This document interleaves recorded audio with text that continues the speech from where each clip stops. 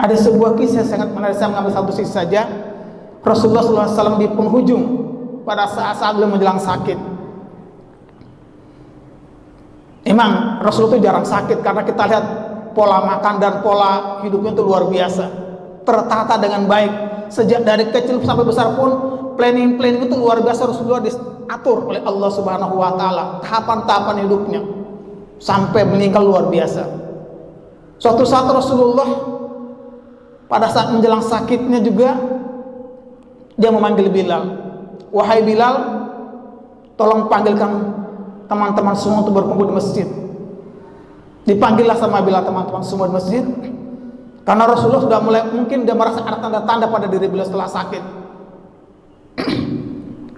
Setelah dikumpulkan semua para sahabat berkumpul di masjid, Rasulullah berkata, wahai saudaraku sekalian, saksikanlah dan aku bertanya kepada kalian, telah aku sampaikan semua perintah Allah Subhanahu wa taala, dan yang layak disembah hanyalah Allah Subhanahu wa taala. Para sahabat menyatakan, benar ya Rasulullah. Dalam kondisi beliau lemah karena sakit, tapi masih menyempatkan bertemu dengan umatnya, menyampaikan itu bahwa tugasnya sudah hampir selesai. Kalau tugas sudah semakin selesai, berarti pertanda tanda-tanda perpisahan akan segera terjadi. Kemudian Rasul mengatakan lagi, wahai para sahabatku, kalau aku punya pinjaman kepada kalian, tolong, aku ingin menyelesaikannya, karena aku ingin segera berjumpa dengan Allah nanti. Itu diulang sampai 3 kali sama Rasulullah. Tiba-tiba ada seorang sahabat lain tidak ada mengangkat tangan, ada seorang sahabat namanya Ukasha. Ya Rasulullah, mohon maaf, kalau ini dianggap utang atau pinjaman, ya saya ingin menyelesaikan dengan Anda hari ini juga. Tapi kalau Rasul tidak menganggap sebagai utang, ya tidak apa-apa. Silakan Ukasha. Ukasha ini ngomong, oh Rasulullah, pada saat perang Uhud,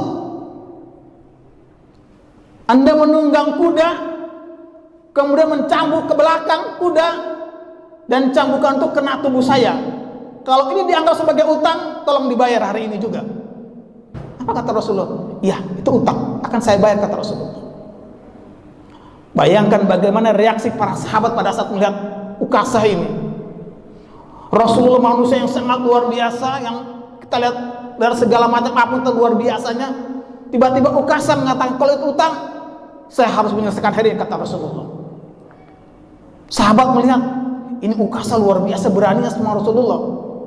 Kata Rasulullah, wahai Bilal, tolong ambilkan cambuk di rumah Fatimah. Pergilah Bilal ke rumah Fatimah. Ditanya, ada apa? Saya disuruh Rasulullah untuk mengambil cambuk ini atau cemeti ini. Buat apa? Kata Fatimah, ini buat memukul ayahmu. Siapa ini? Ukasha. Ya Allah, kata Fatimah, kenapa Ukasha sampai begitu sama ayah saya? Bukankah ayah saya lagi sakit saat ini? Kata Bilal, itu urusan Rasul dengan Ukasha, silakan saja. Pergilah Bilal tadi, datang ke Rasulullah, dibawakan cemetinya. Kemudian Rasulullah menyampaikan, wahai Ukasha, silakan. Sebelum terjadi itu, Abu Bakar datang. Wahai Ukasha, kalau kau ingin memukul Rasulullah, ingin mencambuk Rasulullah, tolong cambuk saya, jangan cambuk Rasulullah. Ini pembelaan sahabat. Abu Bakar, sayalah, silakan, sepuas-puas engkau mencambuk saya. Kata Rasulullah, wahai Abu Bakar, ini urusan saya dengan Ukasha, silakan Anda duduk. Datang lagi Umar, ya Ukasha, kalau engkau ingin memukul Rasulullah, silakan pukul saya dan cambuk saya juga. Biarkan saya menjadi tamengnya. Dulu saya benci Rasul, sekarang silakan cambuk saya. Kata Rasul, wahai Umar, silakan duduk, ini urusan saya dengan Ukasha. Datang lagi Ali membela lagi, sama ceritanya. Pukullah saya kalau bisa sepuas-puas Ukasha, jangan kau pukul baginda Rasulullah. Kata Rasulullah, Kak Ali, silakan kau kembali ke tempat, biarkan urusan saya dengan Ukasha. Dan terakhir lagi datang cucunya Hasan dan Husain. Wahai paman Ukasha, tolong jangan pukul kakek saya, pukullah saya berdua. Kata Rasulullah, wahai cucuku, silakan kembali urusan kakek dengan paman Ukasha, silakan saja. Pada saat mendekat, kata Ukasha, ya Rasulullah, bagaimana saya mencambuk Anda sementara Anda di atas mimbar? Turunlah ke bawah mimbar, biar sama. Kemudian, wahai Rasulullah, saya ingin mencambuk engkau. Tapi pada saat perang Uhud kemarin saya tidak pakai baju. Jadi pinginnya gimana? Saya pingin Anda juga buka baju, biar sama ceritanya di perang Uhud kemarin. Karena ketika Anda mencabut ke belakang itu belakang kuda terkena saya, dan saya berada di belakang Anda, saya tidak pakai baju, kata Ukasha. Ya, ini permintaan Rasulullah luar biasa, dia buka bajunya. Terlihat luar biasa, bersih badannya, dikisahkan itu. Seketika pada saat Rasulullah membuka bajunya, Ukasha membuang jauh-jauh cemetinya. Dia berlari dan dia peluk tubuhnya Rasulullah. Dia pegang erat-erat, ya Allah, maafkan saya Rasulullah. Mana mungkin saya memukul Anda seperti ini? Anda adalah manusia pilihan. Saya hanya ingin memeluk tubuhmu ya Rasulullah, sebagaimana engkau pernah mengatakan, barang siapa yang kulitnya pernah bersentuh dengan aku, maka aku haramkan neraka buat dia. Aku ingin Rasulullah, bertahun-tahun lamanya aku menginginkan Rasulullah. Baru hari ini tercapai Rasulullah, dia peluk tubuh Rasulullah. Sama-sama terbuka, dia peluk tubuh Rasulullah, dia pegang erat-erat dan dia menangis. Apa kata Rasulullah? Wahai sahabatku sekalian, kalian yang melihat ahli surga, lihat Ukasha. Maka para sahabat berlomba-lomba juga memeluk tubuh Rasulullah. Ini sebagian daripada episode kehidupan Rasulullah, bagaimana kecintaan sahabat pada Rasulullah seperti itu. Ukasha tadi itu bertahun-tahun dan mengidamkan bagaimana caranya aku bisa memeluk tubuh Rasulullah tanpa ada penghalang sekaligus. Jadi dia peluk dan dia menangis. Maka kata Rasulullah, wahai sahabatku, saksikan kalau Anda ingin melihat orang ahli surga, inilah orangnya. Ukasha. Hari ini kita tidak bisa sebut, minimal kita dengan selawat pada Rasulullah. Apa susahnya kita? Sudah kita berselawat pada Rasulullah, sahabat sebegitu cintanya mereka ingin memeluk Rasulullah. Ini episode kehidupan di bagian akhir kehidupan Rasulullah. Cintanya sahabat itu luar biasa, mengalahkan segala-galanya. Banyak menjadi tameng, tapi Ukasha punya strategi yang sangat luar biasa, bagaimana dia bisa peluk tubuh Rasulullah dengan tidak ada halangan satu apapun. Dan Rasulullah juga menangis, sahabat menangis pada saat itu melihat kejadian ini. Ini hanya sebagian episode kehidupan Rasulullah, bagaimana akhlak beliau kepada siapa saja luar biasa. Akhlak kepada sahabat sebegitunya. Bagaimana akhlak kepada Al-Quran, bagaimana akhlak kepada Allah, luar biasa Rasulullah. Laqad kana lakum fi Rasulillahi uswatun hasanah. Sungguh telah ada pada Rasulullah teladan yang paling baik, contoh yang terbaik. Kalau kita ingin cinta walaupun tidak pernah berjumpa, minimal kita berselawat saja pada Rasulullah. Cobalah kita dengan selawat Jibril, yang selawat yang paling mudah, sallallahu ala Muhammad. Cobalah kita habis sholat 1000 kali aja selawat. Saya mencoba kemarin tuh luar biasa di bulan Oktober ini, karena sebentar juga saya masuk usia jelita, usia jelang 50 tahun. Saya mencoba di 10 hari yang pertama Oktober kemarin, saya membaca 5000 kali selawat. 10 hari yang kedua saya naikkan 2,5, 7.500. 10 hari ketiga saya coba 10.000 sehari saya berselawat. Dan ada hal-hal yang saya rasakan luar biasa kebahagiaan ketika berselawat itu. Ini silakan mau praktek. Saya baru nyoba 1 bulan ini, yang biar kalau kemarin selawatan paling 100 biasa, tapi saya mau nyoba ke angka ribuan dulu.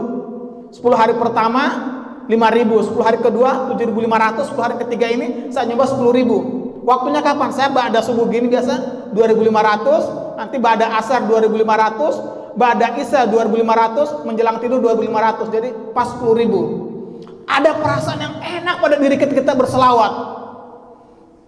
Dan masalah rezeki itu luar. Saya kemarin ketika kehujanan, sama hujannya, ketika mau disuruh baca doa di kecamatan, ada acara pemilihan bunda PAUD, kecamatan, suruh baca doa, hujannya deras kayak tadi, subhanallah. Saya singgah ke sebuah lembaga pendidikan PAUD. Saya udah buka baju batik, saya taruh di jok motor, saya kedip menggigil. Ada apa Pak? Enggak, saya mau baca doa di kecamatan, diundang ada acara sana. Cuma hujan deras, saya numpang aja Pak, numpang. Dibuatkanlah minuman segala macam. Tapi saya tetap berselawat terus, selawat Jibril aja yang paling ringkas, mudah. Sallallahu alaihi Muhammad sallallahu alaihi wasallam, sepuas-puas berzikir. Begitu saya mau pulang, Pak jangan pulang dulu Pak, ini ada anak-anak PAUD mau ulang tahun, Bapak bacakan doa dulu Pak ya. Suruh baca doa lagi saya. Ya, rezeki nggak disangka. Ya, alhamdulillah. Saya bilang, ini hikmahnya berteduh. Dan berteduhnya siapa yang giring? Allah juga menggiring kita karena saya banyak berselawat selama ini. Allah terasa perasaan enak kalau kita banyak-banyak berselawat Pak. Silahkan praktekkan. Ini paling tidak bukti kecintaan kita kepada Rasulullah dengan memperbanyak selawat pada beliau. Kita nggak pernah berjumpa dengan Rasul, paling tidak dengan selawat kita itulah yang senantiasa menghantarkan kecintaan kita pada beliau. Paling kita kalau 100 kali nggak sampai 5 menit. Yang ribuan kali, Pak gimana Pak? Pakai tasbih tangan? Nggak usah pakai tasbih tangan. Di HP sekarang ada tasbih digital. Kita klik Play Store, ada ambil tasbih digital. Beberapa tinggal sama begini kita bisa mau berapa puluh ribu kali. Digunakan ini juga buat sarana mendekatkan diri kepada Allah. Kembali kepada hikmah Maulid Nabi apa? Agar kita menapak telah sebagaimana kehidupan Rasulullah, begitu cintanya kepada umatnya, dia pikirkan umatnya. Makanya Rasul itu luar biasa dalam aspek apapun. Sebagai seorang ayah, sebagai seorang panglima perang, sebagai seorang hamba Allah, semua punya luar biasa prestasi di hadapan Allah Subhanahu wa taala. Nah, kita yang pada hari ini diberi kenikmatan Allah, mudah-mudahan kita bisa mencontoh Rasulullah. Paling tidak manajemennya, manajemen staff. Apa tuh staff? Yang pertama S sidik, 2 T tablik, A amanah, F fatona. Ini manajemen yang kita pakai dimanapun kita berada. Pada diri kita, sidik, tablik, amanah dan fatona. Ini manajemennya. Insya Allah dengan kehadiran di tempat ini, saya yakin kedepannya masjid ini jauh lebih bagus lagi. Karena saya yakin orang-orang di sini orang-orang yang terbaik Allah berikan, sehingga tempatnya juga lulus sampai pada hari ini juga bisa membangun rumah tahfiz. Ini sebuah perjalanan sangat luar biasa, saya katakan. Setiap saya masuk sini saya ingat tadi yang tadi itu awal-awal teman-teman, kecintaan mereka membangun masjid ini, keikhlasan mereka menjalankan ini, bagaimana caranya agar tempat ini ada masjid. Itu yang selalu setiap saya masuk pasti ingat.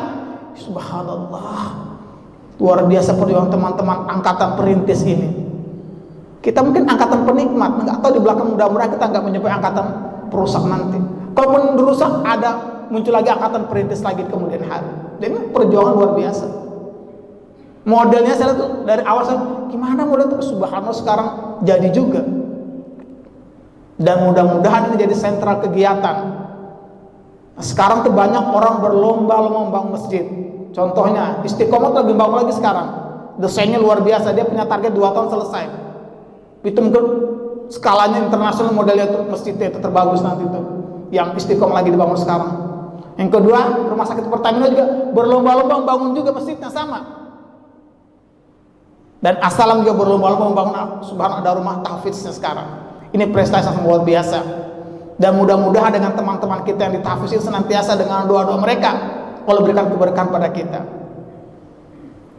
Oleh karena itu, jadikanlah dunia sebagai ladang amal kita, jadikan akhirat sebagai tujuan utama kita, jadikan Al-Quran sebagai panduannya, dan jadikan Rasulullah sebagai contoh terbaik dalam kehidupan kita.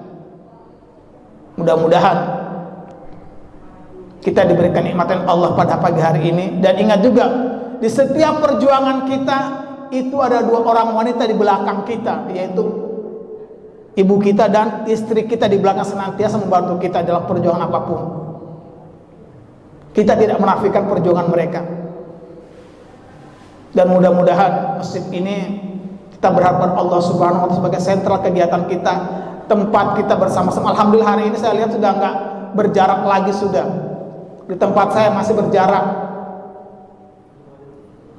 di Luqmanul Hakim sampai saat ini jaraknya teh yang gede-gede lagi kiri kanan. Makanya saya kadang agak gimana mau sholat gitu, bingung aja mau sholatnya. Nanti jamaahnya yang sebelah itu bukan saya, barangkali yang lowong-lowong itu mungkin.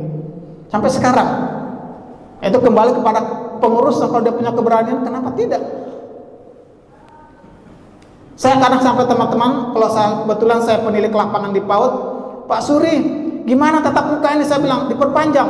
Perpanjang aja, saya bilang orang PPKM aja diperpanjang, masa nggak berani? Saya bilang sian anak-anak kita yang sekolah hari ini, yang baru sekarang ini sudah seminggu 2 kali, alhamdulillah udah seminggu 2 kali, tapi baru sebatas TK, PAUD, SD, SMP, SMA belum, karena kebijakan dari provinsi. SMA itu mainnya di provinsi, bukan di dinas pendidikan sini. Nah, mudah-mudahan ke depannya ya kita bisa kembali seperti semula. Ya, saya berharap dengan sedekah-sedekah tadi, kalau ada membuat komunitas, buat atau 30 orang saja komunitas yang kita sedekah 100.000 setiap bulan saja, baru uang tersebut kita cari orang yang susah, kita sedekahkan lagi, kita tolong. Coba cari orang penjual sayur yang di koperasi, ditagih harian, dia pinjam sekian, bayarnya harian di koperasi, pasti nggak ada berkahnya. Sekarang kalau kita punya rezeki begitu, kasih pinjam nih, saya pinjamin 1 juta, bayarnya gimana? Dicicil, terserah sampai kapan lunas. Mari kita putar lagi uangnya dengan uang kita sedekah 100.000 tadi, tapi kita buat kelompok luar biasa, bisa membantu masyarakat yang terkena COVID. Mudah-mudahan itu hikmahnya. Saya hanya melihat satu saja, bagaimana kehebatan Rasulullah, bagaimana akhlak kepada para sahabat juga luar biasa. Ya, mudah-mudahan Allah berikan kenikmatan-kenikmatan pada kita, di atas nikmat ini kita senantiasa bisa mendekatkan diri kepada Allah Subhanahu wa taala. Baru yang terakhir saya mengucapkan, tadi udah TKW sudah tadi ya, sekarang SD TK. Tahu SD TK? Sekian dan terima kasih. Wassalamualaikum warahmatullahi wabarakatuh.